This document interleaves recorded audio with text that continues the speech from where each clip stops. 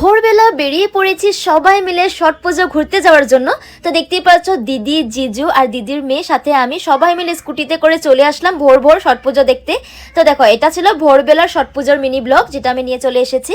তো দেখো এখানে লোকজন তোমরা জাস্ট দেখো, প্রচুর লোকজন ছিল। আর এটা ছিল ফেরিঘাট, যেহেতু আমি তোমাদেরকে বলেছি আমাদের মার্কেটে 3টা ঘাট আছে, 3টা ঘাটে ছট পুজো করা হয়। তো এটা ছিল ফেরিঘাট, অ্যান্ড ফেরিঘাটেও কিন্তু ভীষণ সুন্দর ডেকোরেশন করেছে। তোমরা জাস্ট দেখো, আমার তো ভীষণ সুন্দর লেগেছে ডেকোরেশন। আর এখানে দেখো ফেরিঘাটে কিন্তু জায়গাটা একটুখানি কম ছিল, লোকজন প্রচুর ছিল, মানে ঠিকঠাক করে আমি ঠাকুরের দর্শনও করতে পারছিলাম না, আর তোমাদেরকেও ঠিকঠাক করে ঠাকুরের দর্শন করাতে পারলাম না।